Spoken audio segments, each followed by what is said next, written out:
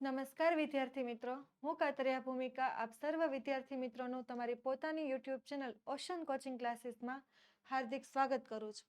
તમને બધાને ખબર છે કે આપણે ધોરણ 9નું ગુજરાતી એની અંદર વિકાસ પરીક્ષા લક્ષી જે અસાઇનમેન્ટ છે એનું આપણે સોલ્યુશન કરી રહ્યા છીએ અને એ અસાઇનમેન્ટના સોલ્યુશનની અંદર આજે આપણે વિભાગ ડી લેખન વિભાગ અને એની અંદરના છેલ્લા જે બે પ્રશ્નો આપણા છે, જેમ કે ગદ્યાર્થ ગ્રહણ અથવા તો પદ્યાર્થ ગ્રહણ અને ત્યારબાદ નિબંધ. તો આ પ્રશ્નોનું સોલ્યુશન આજે આપણે આ લેક્ચરની અંદર જોવાના છીએ. તો શરૂ કરીએ. એમાં સૌથી પહેલા તમને બધાને જ ખબર છે કે ગદ્યાર્થ ગ્રહણ એટલે શું થાય. તો ગદ્યાર્થ ગ્રહણ એટલે કે તમને કોઈ એક ફકરો આપી દેવામાં આવેલો હોય અને એ ફકરા પરથી સવાલ આપવામાં આવેલા હોય અને એ સવાલના જવાબ તમારે તે જ ફકરા પરથી શોધીને લખવાના હોય છે. તો વિદ્યાર્થી મિત્રો, આ છે તમારા ધોરણ 9નો વિકાસ પરીક્ષા લક્ષી અસાઇનમેન્ટ. જે તમે ઈચ્છો તો મેળવી શકો છો અને એ પરીક્ષાનું અસાઇનમેન્ટ તમારે મેળવવા માટે આપણું જે ધોરણ 9નું અસાઇનમેન્ટ છે તેના લિંક તમને ડિસ્ક્રિપ્શનની અંદર આપવામાં આવેલી છે અને આ લિંકમાં ખબર ન પડે તો તમે કોન્ટેક્ટ કરી અને પૂછી શકો છો. આપણો કોન્ટેક્ટ નંબર છે 7046222254. એ દ્વારા તમે અસાઇનમેન્ટ પણ મેળવી શકો છો અને સાથે સાથે તમને આ અસાઇનમેન્ટ છે એના સોલ્યુશનનો લેક્ચર તો છે જ, પણ એના સોલ્યુશનની PDF પણ તમને મળી જશે. તો જોઈએ આપણે વિભાગ ડી ની અંદર. એમાં સૌથી પહેલો આપણો પ્રશ્ન છે કે ગદ્યાર્થ ગ્રહણ અથવા તો પદ્યાર્થ ગ્રહણ. આ બંને જે પ્રશ્નો છે ને એ તમને અથવાની અંદર પૂછાશે. એટલે કાં તો તમે ગદ્યાર્થ ગ્રહણના જવાબ લખી શકો યા તો તમે પદ્યાર્થ ગ્રહણના જવાબ લખી શકો. બંનેની અંદર શું અંતર છે? તો ગદ્યાર્થ ગ્રહણની અંદર તમને ફકરા પરથી સવાલ જવાબ પૂછાશે, બરાબર. અને પદ્યાર્થ ગ્રહણની અંદર તમને કોઈ કાવ્ય પંક્તિઓ આપેલી હોય તો એ કાવ્ય પંક્તિ જે છે અથવા તો કોઈ ગીત હોય એના ઉપરથી તમને સવાલ જવાબ પૂછવામાં આવે. તો આ બંને વસ્તુ અથવામાં હશે. તમને જેનું યોગ્ય લાગે તમે એનો જવાબ લખી શકો છો. એની અંદર આપણે જોઈએ સૌથી પહેલા ગદ્યાર્થ ગ્રહણ એટલે કે એની સૂચના અહીંયા આપી છે કે નીચેના પ્રશ્નો એટલે કે પ્રત્યેક ગદ્ય ખંડ વાંચી તેની નીચે આપેલા પ્રશ્નોના ઉત્તર તમારે લખવાના છે. તમને આની અંદર બે પ્રશ્નો પૂછાશે અને બંને પ્રશ્નો 1-1 માર્ક્સના. એટલે ગદ્યાર્થ ગ્રહણ અથવા તો પદ્યાર્થ ગ્રહણ તમારું 2 માર્ક્સનું હશે. તો ચલો જોઈએ, શરૂઆત કરીએ. સૌથી પહેલા તો તમારા સવાલના જવાબ આપવા માટે આ જે આખો ફકરો તમને આપવામાં આવેલો હોય એને તમારે 2 વખત ધ્યાનથી વાંચવો પડે. કેમ કે આપણા સિલેબસના જે પાઠ હશે એ પાઠના પેરેગ્રાફ આ ગદ્યાર્થ ગ્રહણની અંદર મૂકવામાં આવતા નથી. મોટા ભાગે તે બહારના જ પેરેગ્રાફ મૂકવામાં આવેલા હોય એટલે તમારે એને વ્યવસ્થિત સમજી અને ત્યારબાદ જ તમારે સવાલનો જવાબ આપવો પડે છે. તો શરૂ કરીએ. આપણે પહેલા વાંચી લઈએ કે કોઈ માણસની ઉંમર મોટી હોય તો તેને આપણે ઘરડો કહીએ છીએ. ઘરડો એટલે કે વૃદ્ધ. આવા માણસો એટલે કે આવા ઘરડાઓ આપણા દેશમાં ઘણા ઓછા નજરે પડે છે કે જે મોટી ઉંમરવાળા હોય તેવા. તોય હજી એક જાતના ઘરડાઓ ઘણા છે. આ ઘરડાઓ તે કોણ? તો નવી વસ્તુઓની શીખવાની જે ધગશ જેનામાં નથી, ધગશ જેનામાંથી જતી રહી છે તેવાને પણ આપણે શું કહી શકીએ છીએ? તો ઘરડા એટલે કે વૃદ્ધ. એમ એક સંતે કહ્યું છે કે આવા ઘરડાઓ આપણા દેશમાં જ્યાં જાઓ ત્યાં નજરે પડશે. નાનપણમાં જે કંઈ શીખવા મળ્યું તે ખરું, થોડો મોટો થઈ અને ધંધે વળગ્યો કે પછી અમુક વસ્તુ શીખી લે એમ કોઈ કહે તો તે ન બની શકે. આવી જડતા ભણેલા અને ગણેલા બંને વર્ગના હાડમાં ઉતરી ગઈ છે કે જે વસ્તુની એને જરૂરિયાત છે, કામ કરવા માટે જેટલી વસ્તુઓ પૂરતી છે એટલી વસ્તુ શીખશે. આપણે એને એમ કહીએ કે કંઈ નવું નોલેજ લીધેલું હોય, નવી માહિતી કંઈ મેળવેલી હોય કે નવું જ્ઞાન શીખેલા હોય તો એ ભવિષ્યમાં ક્યાંક ને ક્યાંક ગમે ત્યારે કામ લાગે. પણ એ લોકોને એ શીખવામાં રસ હોતો નથી. નવું કંઈ શીખવામાં એમને ઇન્ટરેસ્ટ હોતો નથી. એમને બસ એમનું જીવન એમને પસાર થતું જાય એટલે ઘણું. એવા લોકો જે છે એને પણ આની અંદર ઘરડા કહેવામાં આવેલા છે. એટલે કે નવું શીખવા પ્રત્યે રુચિ ન રાખે એવા ઘરડાઓ આપણી પાસે વધારે પડતા છે. જોઈએ હવે આપણને એના પરથી સવાલ કેવો પૂછ્યો છે. તો સૌથી પહેલો પ્રશ્ન છે કે આપણે ત્યાં કયા પ્રકારના ઘરડા ઘણા છે?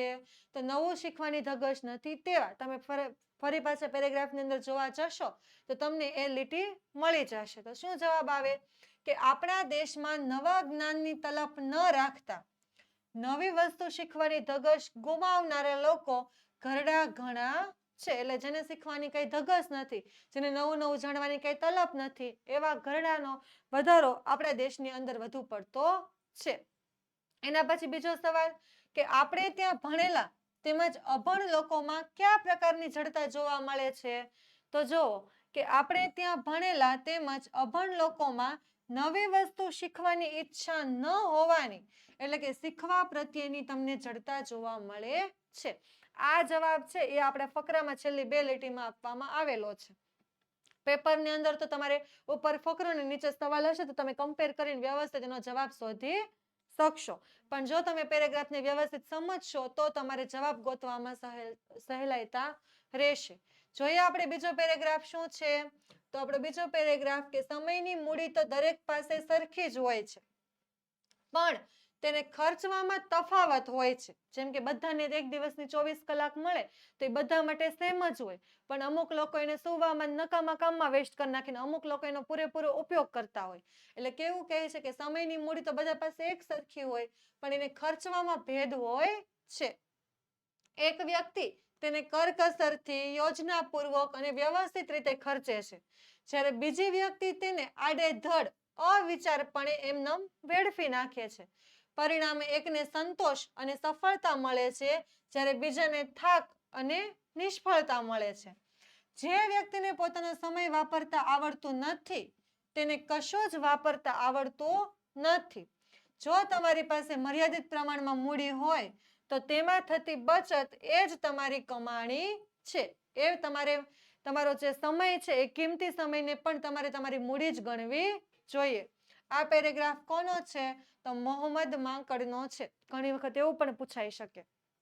ચાલો જોઈએ. હવે આપણો પહેલો સવાલ શું છે કે કેવી વ્યક્તિને સંતોષ અને સફળતા પ્રાપ્ત થાય છે?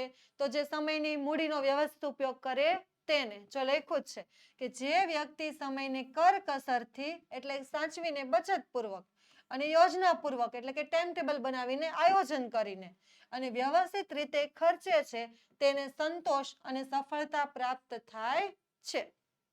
બીજો સવાલ, થાક અને નિષ્ફળતાનો અનુભવ કોને થાય છે? તેનો જવાબ શું આવશે?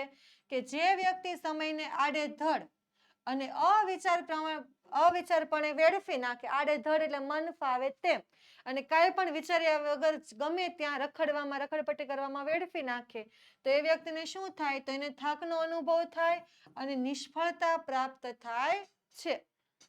એટલે તમારે તમારા સમયનો ઉપયોગ કરી અને સફળતા મેળવવી છે કે નિષ્ફળતા એ તમારે નક્કી કરવાનું છે.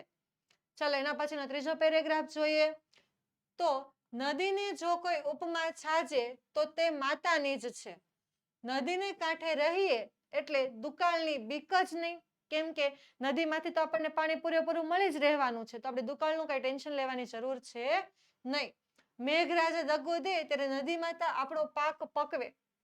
નદીનો કાંઠો એટલે શુદ્ધ અને શીતળ હવા, અને નદીને કાંઠે ફરવા જઈએ એટલે કુદરતના માતૃવાત્સલ્યના અખંડ પ્રવાહનું આપણને દર્શન થાય એવું આપણને લાગે. નદી મોટી હોય અને તેનો પ્રવાહ ધીર ગંભીર હોય ત્યારે તો કાંઠા ઉપર રહેનારા લોકોની જાહો જલાલી નદીને જ આભારી હોય છે. પણ નદી જન સમાજની માતા છે. નદી ઈશ્વર નથી, પણ ઈશ્વરનું સ્મરણ કરાવનાર દેવતા છે. જો ગુરુને વંદન ઘટે છે તો નદીને પણ વંદન કરવું ઘટે છે, કેમ કે ગુરુ જેટલી જ મહત્વ ધરાવનારી છે.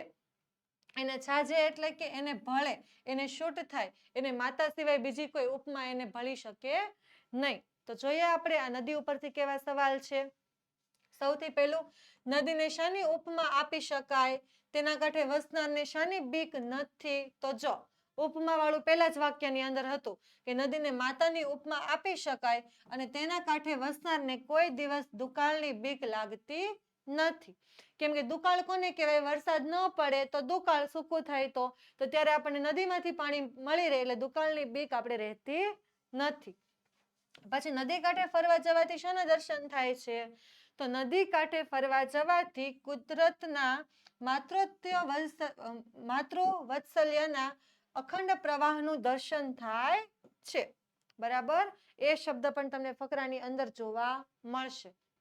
એના પછી ચોથો ફકરો કે સાધુ જ્યારે ગામડાઓમાં વિચરે ત્યારે ગ્રામ દેવતાના મંદિરમાં અગર કોઈ ઝાડ તળે પોતાની ધૂણી નાખે ત્યાં તેની પાસેથી ગામના છોકરાઓને વાર્તાઓ દ્વારા લોકજીવનનું અને ભૂગોળનું જ્ઞાન મળે. વેપારીઓને વેપારની માહિતી મળે.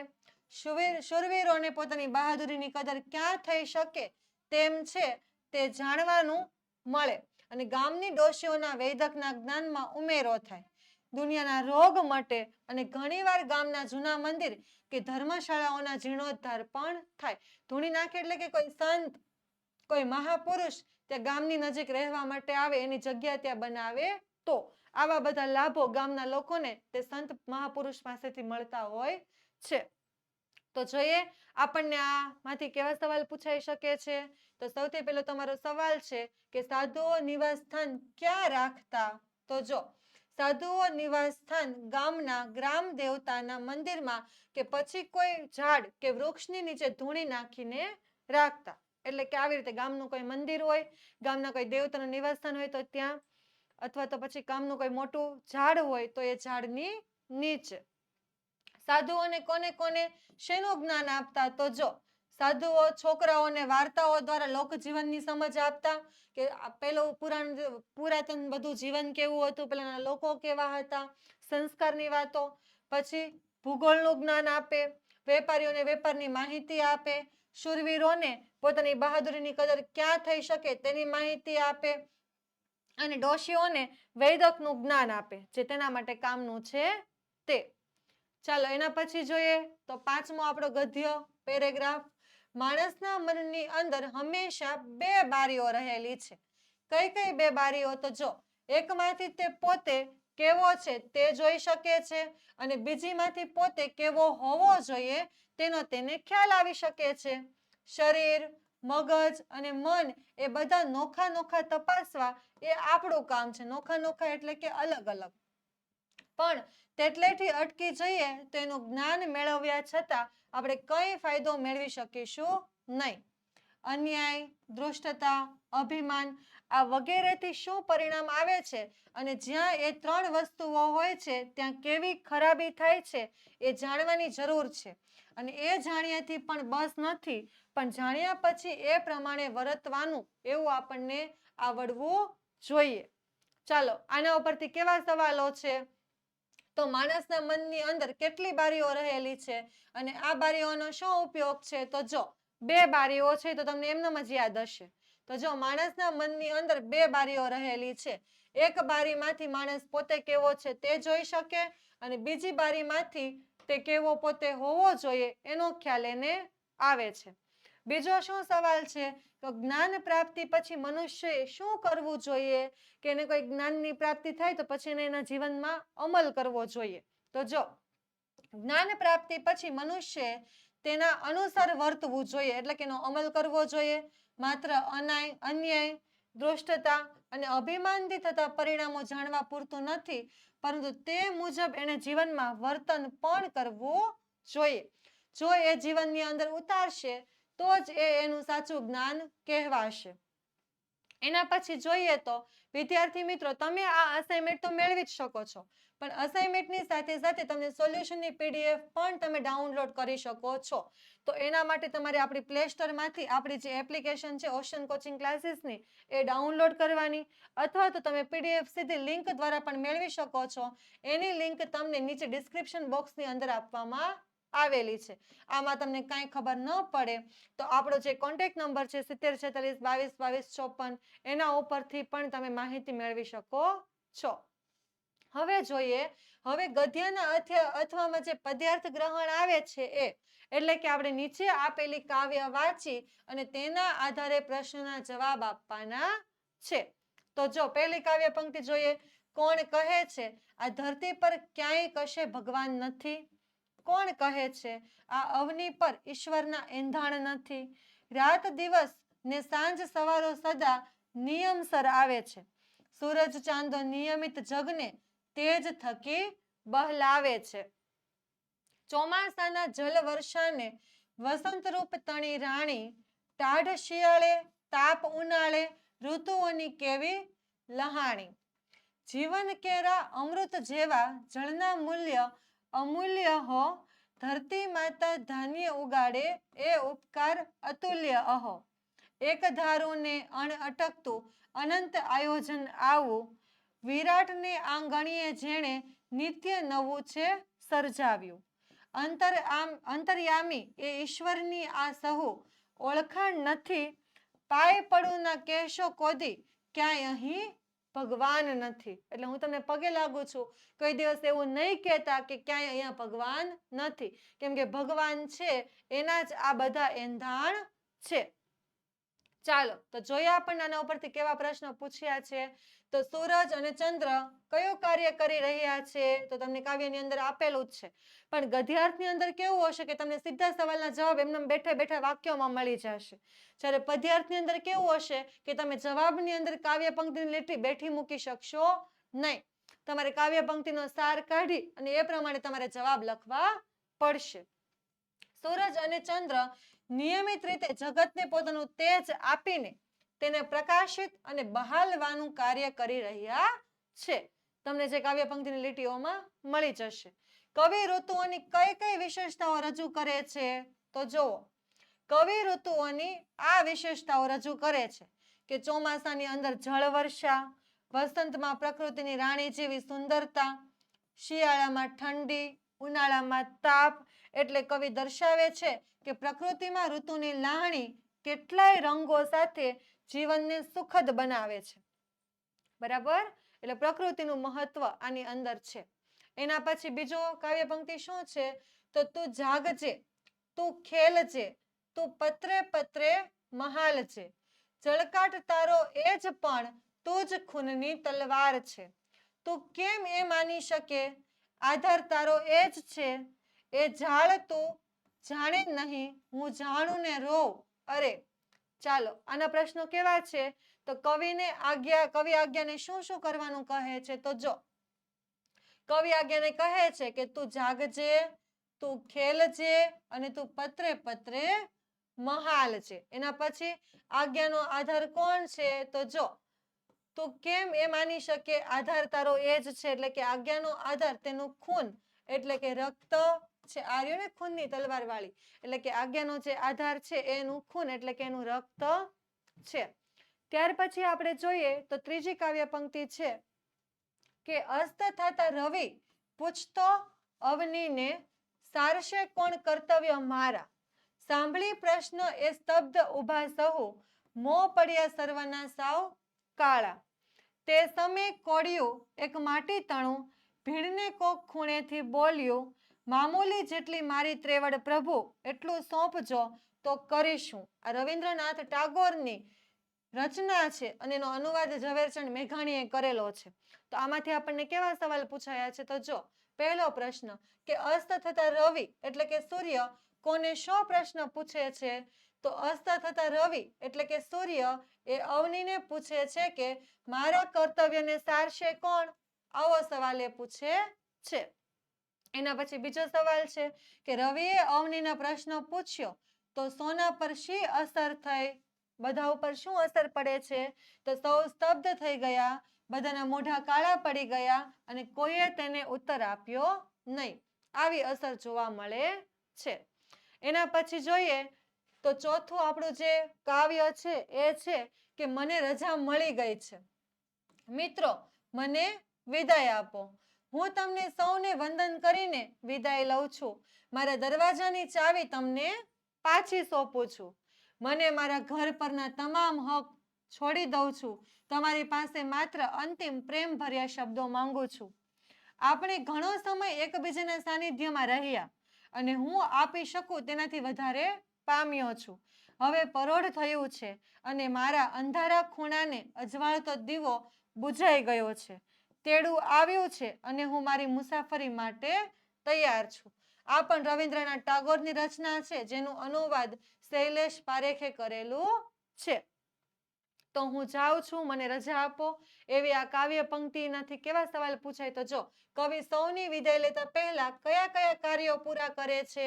તો તમને શરૂઆતની જ 2-3 લીટીને આનો જવાબ મળી જશે કે કવિ સૌની વિદાય લેતા પહેલા સૌને છેલ્લા વંદન કરી લે છે, પોતાના દરવાજાની ચાવી પાછી સોંપે છે અને પોતાના ઘર પરનો હક પણ એ છોડી દે છે. બીજો સવાલ જોવો તો કવિ મિત્રો પાસે શેની માંગણી કરે છે? તો કવિ મિત્રો પાસે માત્ર અંતિમ પ્રેમ ભર્યા શબ્દોની માંગણી કરે છે.